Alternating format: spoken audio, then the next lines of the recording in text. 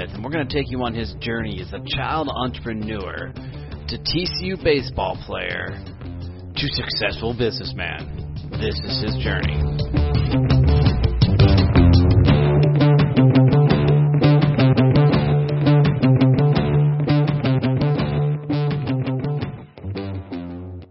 Hey, everybody, I'm really excited to bring in Jason Smith today, read you through his quick bio, and then we'll rock and roll. So Jason started his first business at the age of 8, selling greeting cards door to door so that he could buy himself a Nintendo Entertainment System.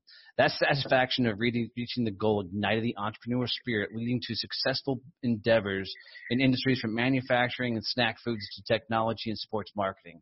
He co-founded Fix Systems, an IT consulting firm specializing in quick service restaurant technology. Clients such as Taco Bueno, Bone Daddies, and franchises of other major restaurants partnered with Fix Systems to design and implement point-of-sale systems, security systems, and loyalty programs. Jason sold his interest to his co-founder to pursue another opportunity. Arcos was Jason's next venture, a software development and digital marketing agency. The unique mix of text design and marketing strategy garnered numerous awards, including the 2009 Fort Worth Chamber Small Business of the Year, American Advertising Federation medals, and the Fort Worth Business Press 40 Under 40 in 2009. Jason now serves as a family officer with the Carrington Group.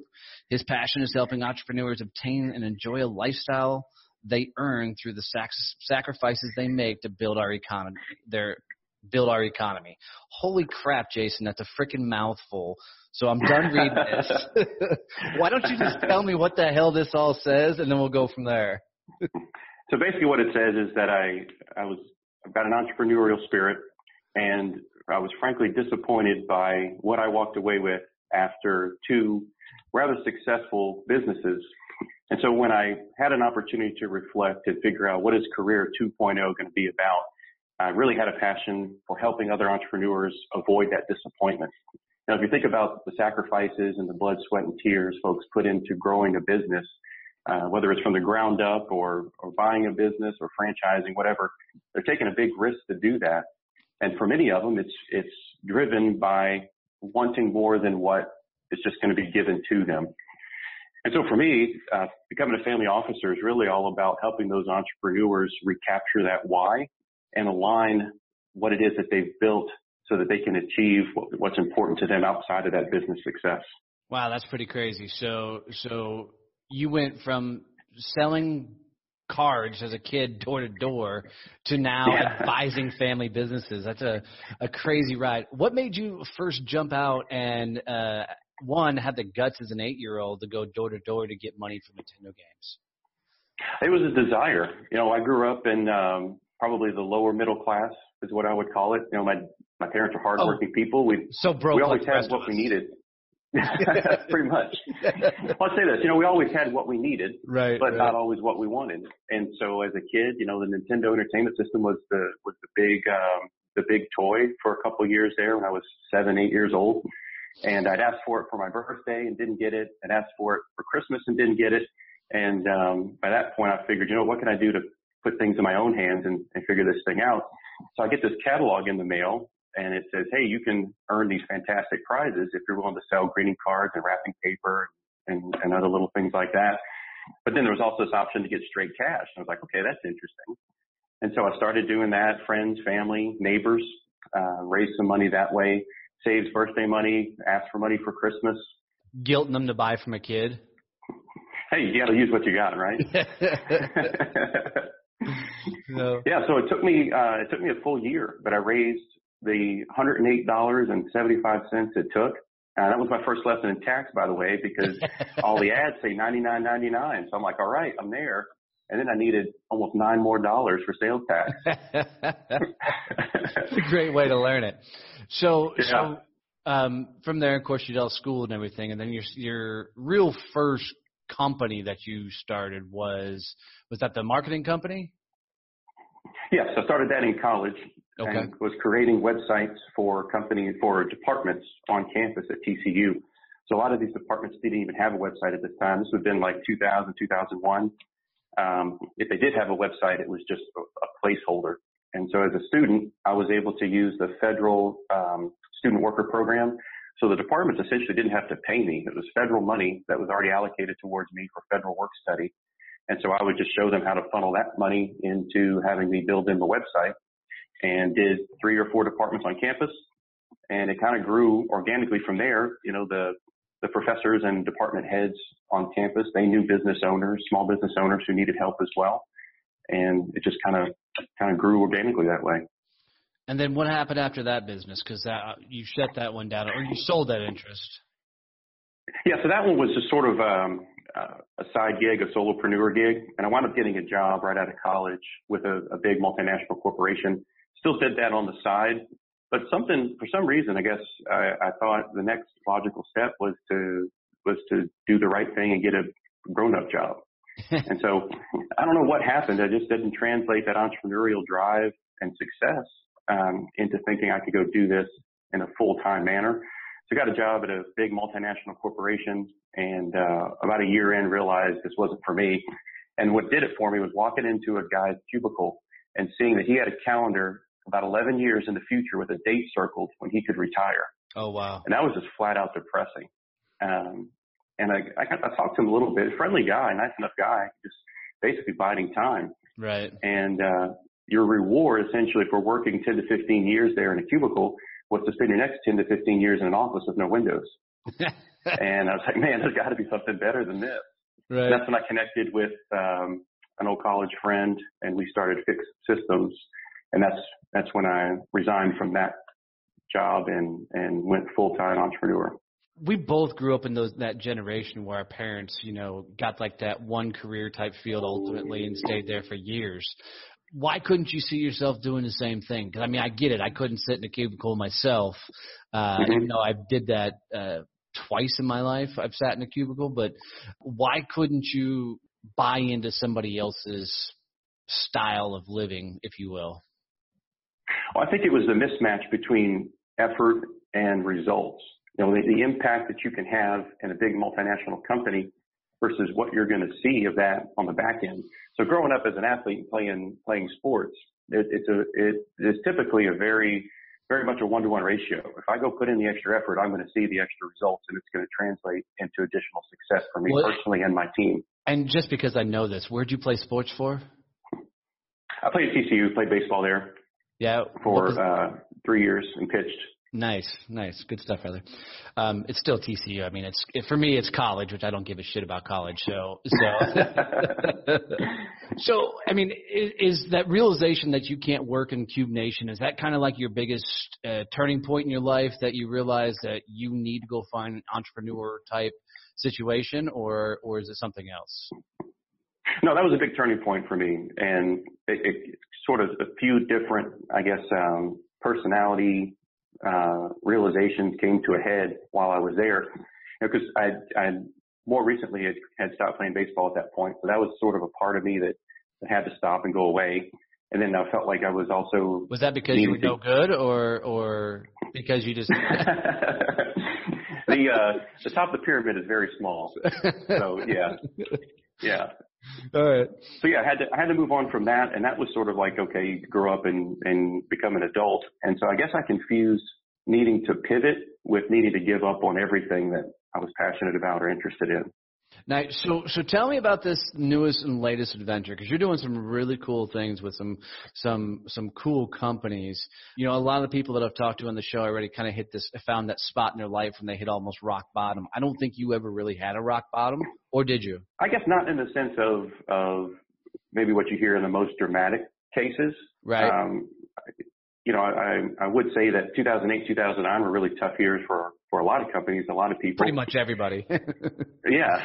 And so, you know, at that time, to try to get someone to spend money on a new technology initiative or increase their marketing, you know, they're just trying to survive as well. So that was a tough time. And I would say during that time, you know, this was after we had achieved some awards as a company, and I'd have been recognized personally for some entrepreneurial awards. And I would say for me, it was just a realization that I maybe started to celebrate success a little too soon.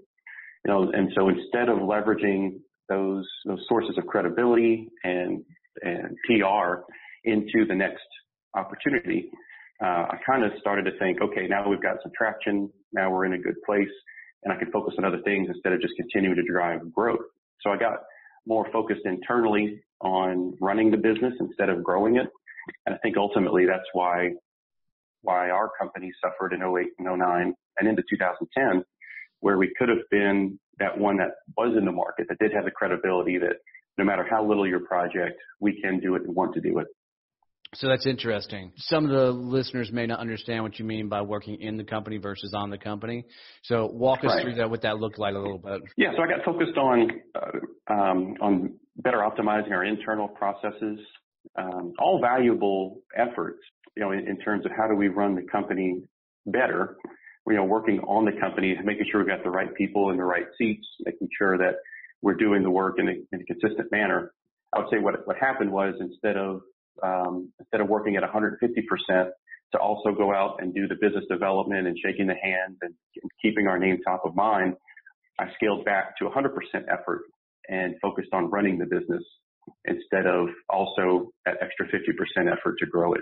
Nice. And it wasn't that thought process to bring on maybe a business development staff, a growth staff to tackle that, or? I had tried twice, and I had just found that it was difficult to find the person that could really speak between the business and the tech. I began to understand that was one of the more unique qualities that I had that I brought to the table, was to understand someone's business needs and to translate those into the technical requirements to get the work product completed. And so where the sales relationships, the two that I tried, one of them would just overpromise. And I'm like, the technology doesn't exist to do what you just promised. Right. So that was challenging. And then the second person that we tried really was, I found out, just really leveraging our success into creating his own brand and his own company. And I was just really more of a stepping stone to that. Interesting. I'm sure, a lot of people run that struggle with their business, being able to take the technical aspect, translate it to layman's terms, and having those conversations. How are you able to figure out the chasm? Was it just because of experience in your life, or you were good at talking to people and then figured out the technology? I mean, yeah, I think that's a baseline interest in technology. I'm really interested in what it can do and how it can be applied and what are the uses for it. But I'm not so into technology that I want to be the one sitting at a desk writing the code. I learned, there was a program at TCU called the Center for Professional Communication. And so in addition to the degree, I got that certificate, and it was a sort of a side program to learn how to communicate through presentation, through conversation, through email, through phone calls. And so what I was able to do was add that communication capability to the innate interests and tech savviness of my personality. Very cool. Very cool. So all these experiences, good, bad, and ugly, I mean, have gotten you to where you are now. So explain a little bit about what you're doing now with your current company. Yeah, in the family office space, the entrepreneurs really need to focus on what it is that makes them successful. And so you think about the Pareto principle, 20% of what that entrepreneur does creates 80% of their impact in the company. And so with the family office, what we want to do is remove as many barriers in their lives that prevent them from focusing on that 20%. And that could be a variety of things. I mean, that could be just making sure that that we're helping them with their outside asset management. So if you've got this one operating business, but you've also got your hands into real estate projects, so you've got a traditional market-based investment account, you need protection. You need to make sure you've got the right types of insurances in place, from life to P&C to making sure you've got the right business coverages. So really what the family office does is it acts as that central point of contact for that group of experts that you really do need in your life as an entrepreneur, but you don't want to be put on a carousel where you're having to talk to every one of these 6 or 8 or 10 people and then figure out how to integrate all that advice into taking action. Because that just becomes a distraction from doing what it is that you can uniquely do. I find often in the financial sector that you're dealing with people that are broke, or they have no real world knowledge. This is like their first career, and now they're a financial advisor, or maybe this is their final career, because they maybe didn't hack it in the real world of finances right. and everything else. So positioned as an entrepreneur, having a couple of successful businesses and whatnot with you, what happens when you sit across from a CEO or you sit across from a family business and you're helping them walk through some of the strategies they can do from a financial standpoint? How much are you leveraging your own personal experience in those conversations? I'm leveraging it quite a bit, more so from the emotional standpoint, because really the money is just simply a tool. The finances in the situation, it's just like a hammer. You can build a house, you can tear one down with the same tool, the same hammer. So many of the conversations that I'm having are focused on more like life questions, like what's important to you to achieve, what's important to your family, what impact do you want to have on the community? Because ultimately the financial elements are going to support that why, and we've got to get clarity around what this is all about before you can really set any sort of strategies in place.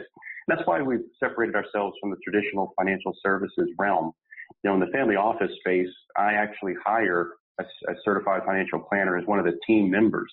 But you don't lead with the CFP because their mindset is, how much money do you need at what age? So how much do you have to save each year at what rate of return? And here's what you have to do. But that doesn't get into the why. And that's why our version of helping families starts with values. It starts with where do you want to end up and what do you want to experience in life? And then we can align all of those other elements of your life with that North Star of where it is you ultimately want to wind up. Oh, that's interesting. I think a lot of businesses, a lot of entrepreneurs struggle with that whole thought process of the North Star. I think a lot of people think entrepreneurism is going to be easy as hell. And then they jump in thinking that the world's going to show up based on their brand, their reputation, this, that, and the other. Talk a little bit about that North Star and actually having to have a vision for where you're going. The very first conversation we have in our process is called the bridge conversation. It's about understanding where you are today, where you want to go, and for the reasons that you want to get there. And I tell you, about 50% of the time, people tell me coming out of that bridge conversation that really felt more like a counseling session than a financial discussion. I mean, do you have like a whole couch in your office? I mean, are you? No, we keep it sitting up so they don't fall asleep. All right. But and then a number of people, this is the first time that both spouses have been required to be in a meeting to talk about what the future looks like. Oh, that's interesting. Hold on. I'm going to just jump in there really quick. That's interesting to know, because I think a lot of entrepreneurs are scared if their spouse doesn't work in the company. I think a lot of times they're very scared to talk to their spouse about the business because they don't want the spouse to know the facts because they don't think they can handle it.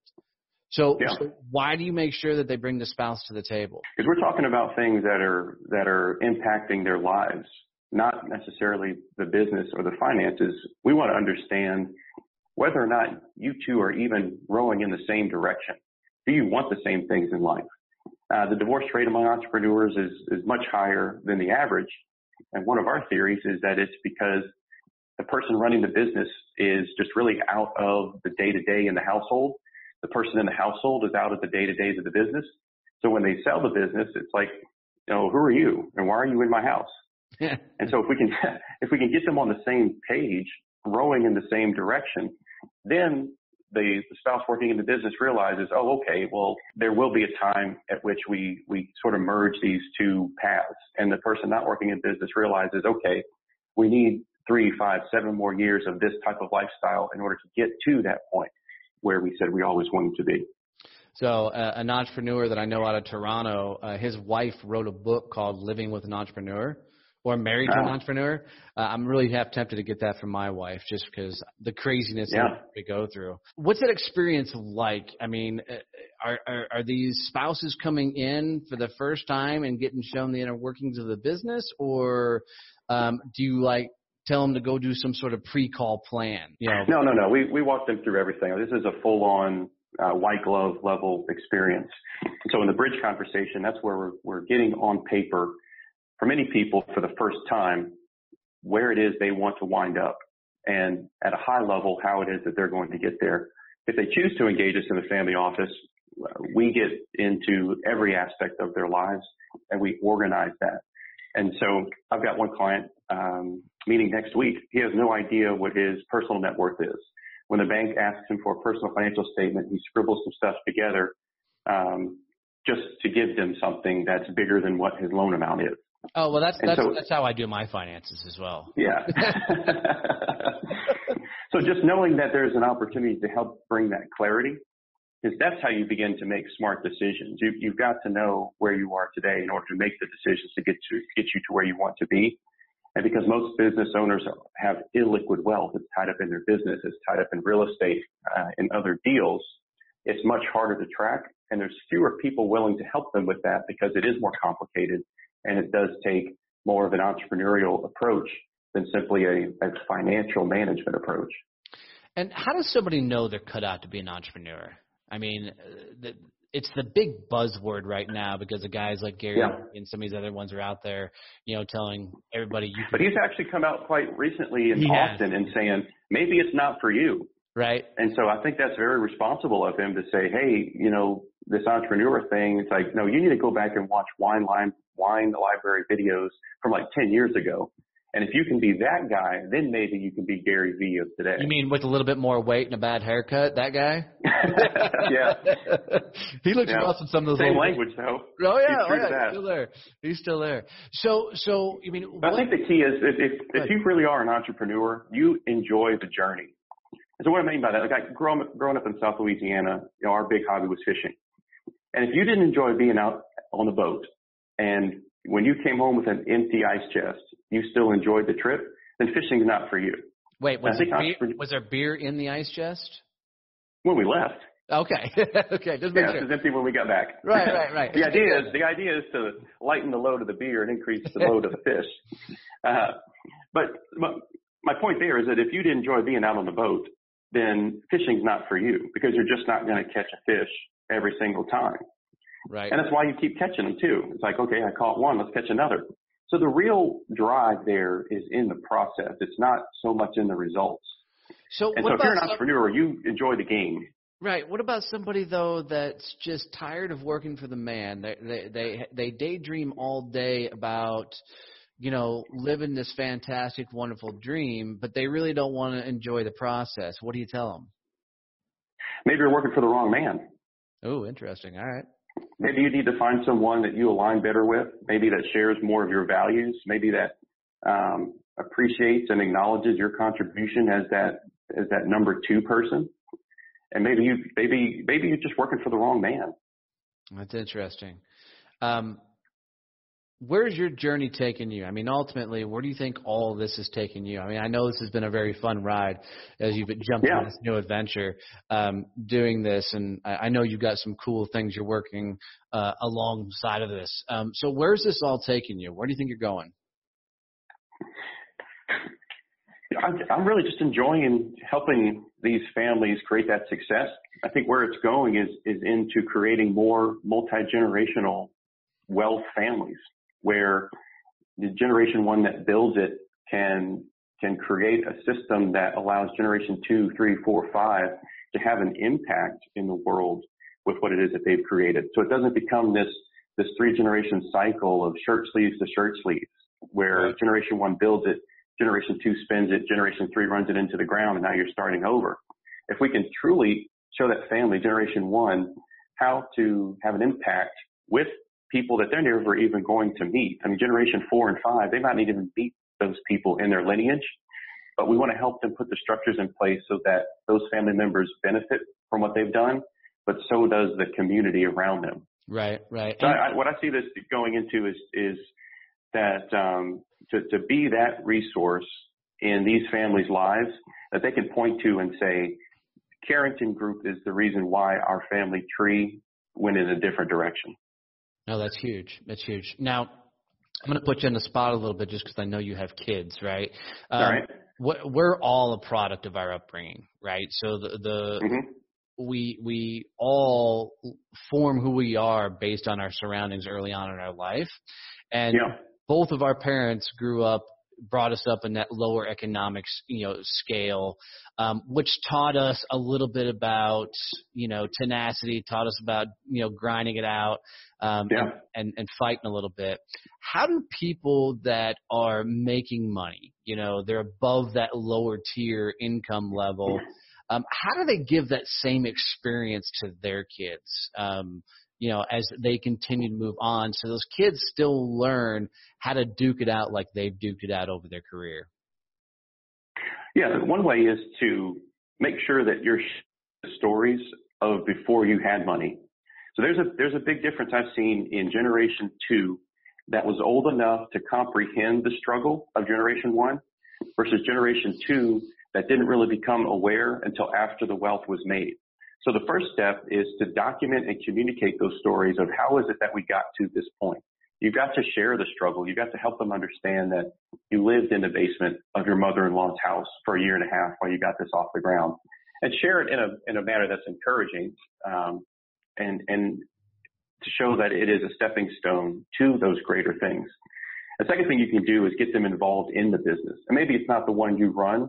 Maybe it's a friend's business. Maybe it's someone else's business, but you've got to get them involved in doing the work at the ground level so that they can earn self-respect, so that they can understand. Yeah, there you go. But they've got to earn that self-respect and that self-dignity of what it is to do work. And there's just too many people who want the result without the effort. So like for my kids, my daughters are 10 and 9, and my daughter got a sewing machine for Christmas year before this past Christmas. And she wanted it to do as a hobby. She wanted to make dresses for her dolls. But then she wanted to buy something that I just wasn't willing to pay for. And she herself came up with the idea. I said, what if I made pillows and sold them? I said, okay, that's interesting. How would that go? So make a long story short, I walked her through creating a pricing model. We said, okay, how much does the fabric cost? How much does the stuffing cost? How much do you want to make an hour doing this work? And then how much profit do you want to have on each pillow so that if you hired someone to make the pillows, you'd still make money? We created an Excel file. They did the math. They did the algebra. My two daughters did. And we created a pricing model for this little pillow business. So you've got to encourage the kids. Wait, did they actually start the business? Oh, yeah. They're selling pillows to their teachers and cool. friends at school and dance class. Now, So this is interesting to me. So I was privy to a conversation not too long ago of a dad talking to his daughter, and I don't have kids, so I always love throwing my 2 cents in here. Right, yeah, no kidding. Nobody wants us to reproduce. But the conversation went something like this. A 16-year-old daughter said, Dad, I want to get a job. The dad responded, I've worked my entire life so you could actually go to college and go get an education and not have to work while you're learning. How would you have responded in that situation, being part of that conversation? Then I'll tell you what I did. Respond as someone not in that relationship, or respond as the daughter or the father? What do you mean? Respond as a third party. So just my gut reaction? Yeah. Yeah, work has always just been such a part of who I am. It might have been for pay at some times. It might have just been grinding it out, with baseball practices and things like that. I would ask the dad, what lessons, what values did you earn through working that you don't want your daughter to earn right now working? Yeah, and that's exactly how I approached it. I was a little bit more strong just because I was really close to these two people personally. Yeah. But I basically told him, I'm like, look, you're an idiot not letting her get a career and get a job and figure some things out. I mean, how the hell does she figure out a major in college? How does she figure out what she wants to be when she grows up without those life experiences? You're sheltering her from, growing and figuring out her own life, and you're forcing her into a box she may not go in. So I just think it's really important. So I love your story about helping your daughters, with the pillow company. Are you guys going to go brand label with this thing? Are you going to go big scale? Is this going to be a fun hobby project? Yeah, hobby for sure. I'm pretty sure once they earn enough for what it is they want to buy, the business. Come on, you don't want to be the face of the new pillow company? I mean. No, but I think encouraging the kids, because I think many parents, especially if those that are in the corporate environment and they're more that W-2 mindset, even I feel a bit of uneasiness, like, oh, geez, my daughters are going to go ask these people for money, you know, and they're going to go try to sell people this pillow product. And so even I had a bit of maybe hesitation to help them. It's like, I really want my kids out there pushing pillows, you know? Yes. And I had to take a step back and take a step back and realize, like, well, geez, you know, my one daughter's 2 years older than I was, and I was hawking Christmas cards. So, you know, why not? Yeah, no, it's huge. And for anybody on trajectory in their career, anything else, I personally believe, now this is coming from a guy who spent his entire career in sales, but I personally believe that for any business to be successful, you first have to go learn how to sell. You know, and I don't care what endeavor you're doing in life. If you can't sell, life can get really, really hard because you're always going to have your opinion, ideas, something to everybody. And you're constantly negotiating. Absolutely. That's the key too, is that, you know, every interaction in life is a negotiation, and that's not a bad thing. And I think that's where we've gotten off track, is thinking that the concept of sales, the concept of negotiation, the concept of looking to get what you want out of the deal, you know, has become almost evil. Like there's no way you could be that successful without having screwed someone at some point. Right. You know, and I just, you know, I really ache when I hear things like that, because I know the stories of people who, you know, I know a guy who was perfectly happy working a job at an international manufacturer. He got to a point where the dip in the oil prices, they laid him off. He was making $80,000 a year. He went and started a business with the sole purpose of trying to replace an $80,000 a year income for 7 or 8 more years so he could retire. 3 years into that, his profit is $6.5 million. He hit a nerve. He found something that people weren't doing. And the funniest thing is his biggest customer is the company that laid him off. Oh, that's awesome. I love those stories. So you can't tell me that, you know, that you have to be this evil genius in order to find success in entrepreneurship. That's just not the case. And it makes me somewhere between sad and angry to hear that blanket stereotype applied to entrepreneurship. Yeah, no, I agreed. And I think it comes down to some sort of, you know, I'd say there's a little bit of craziness to it, because to bet it all and go out on your own, there's some craziness to pull that off. But at the same token, Sure. if you're chasing your passion, man, you're willing to take a little bit more risks. So let's start bringing this in. What's some like great advice you would give to somebody as they're going on their journey of life? You know, they're overcoming their own failures, overcoming their own fears, and they're tackling their journey, if you will. What's the advice you would give them along the way? I think it's 2 things. I think one is to be open to learning from others, that you don't have to make every mistake. You know, there's some that you do need to make for yourself, because maybe the path is just not clear. Maybe you're on a path that hasn't been taken before. So there's some mistakes you'll have to make on your own, but definitely learn from others, whether that's personal, whether that's reading, watching, whatever it takes, learn from others. And the second thing, I just have to go back to that fishing analogy. If you're not enjoying the grind, I guess it's going to be hard. So I'm not saying this is about happiness. This is not about happiness. This is about fulfillment. This is about meaning. You're not always going to be happy with what you're doing along the way. But if there's not some part of you that's enjoying the pain, then you need to pivot. And so, I mean, I did not enjoy waking up at 5:35 in the morning to go work out before classes started. But if you ask me if I was happy about it, absolutely not. I was not happy about it. But it was part of a bigger purpose. And so there was a commitment there to do it. And I think that's a lot of entrepreneurship embodies as well, is you've got to sort of embrace the pain. Absolutely.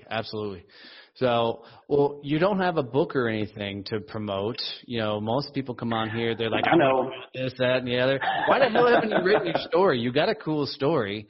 You know, I won't spoil the ending for everybody, but you've got some cool things in your life that would be a good story to tell. Well, why are you so hesitant about writing a book? And I'm going to push you on the spot again.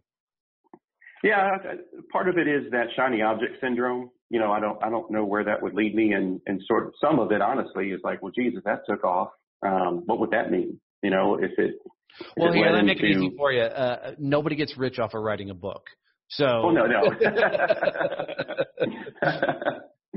Yeah. But just that sense of, I think that's another calling, and it's definitely something that I will address at some point. It's just being able to share that story, to speak to people about that journey. And it's something that I have done in the past. I got real serious about it.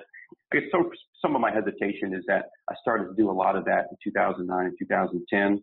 And when I look retroactively about sort of that feeling of how distracted did I get, how much focus did I lose in taking on something that I was genuinely passionate about and interested in, but I do feel led to some of that distraction from continuing to grow my business. Makes a lot of sense. Well, Jason, thanks for being on the show, brother. I really, really appreciate your time. Pleasure. And we'll get all your website and everything and all the way people can contact you in the show notes and all that. So I appreciate it, brother. All right. Thank you. Yep.